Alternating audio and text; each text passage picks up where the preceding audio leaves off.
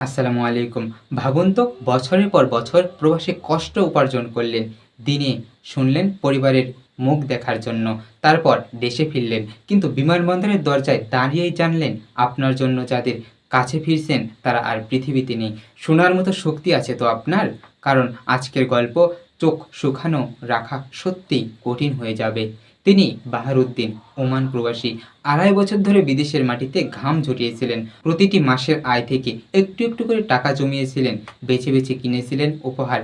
মায়ের জন্য নতুন কম্বল, স্ত্রীর জন্য লোশন, ছোট্ট মেয়ের জন্য পুতুল, নানির জন্য শেল। প্রতিটি জিনিস মিশে আছে একটিমাত্র স্বপ্ন, তাদের হাসি দেখে ফিরব। সেই স্বপ্ন নিয়ে তিনি ফিরলেন ঢাকার শাহজালাল আন্তর্জাতিক বিমানবন্দরে। যারা তাকে নিতে এসেছে তারা তো উৎসবের আমেজে ভরা। মাইক্রোবাস করে ফিরছিলেন বাড়ি। কিন্তু পথে হঠাৎ ঘটে গেল ভয়ানক ট্র্যাজেডি। বলা যাচ্ছিল চালক রাসেল চোখে ঘুম কিন্তু গ্যাস গ্যাপে গাড়ি চালিয়ে যাচ্ছিলেন। বাহার একাধিকবার বলছিলেন গাড়ি থামাও, একটু বিশ্রাম নাও, কিন্তু কে শুনে কার কথা। ফলাফল গাড়িটি নিয়ন্ত্রণ হারিয়ে পাশের খালে পড়ে গেল। প্রথমে পানির উপর ভেসেছিল গাড়িটি। বাহার জানালা খুলে বাঁচতে চেষ্টা করলেন। প্রিয়জনদের টেনে বের করতে লাগলেন। স্ত্রীকে টেনে তুলতে চাইলে তিনি বললেন মেয়ে আর মা ছাড়া তিনি উঠবেন না।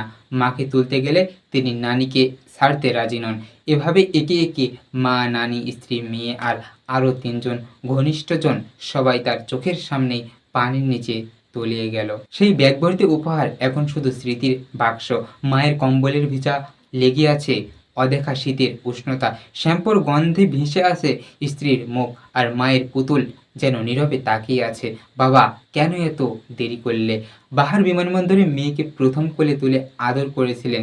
তিনি জানতেন না এটাই হবে তার শেষবার। এক প্রবাসীর ঘামে ভেজা জীবনের সমস্ত ত্যাগ, একজন চালকের অবহেলা আর কয়েক মুহূর্তের গাফিলতিতে সবকিছু ধুলোয় মিশে গেল। এই গল্প শুধু বাহারের নয়, এটা একটা সতর্কবার্তা।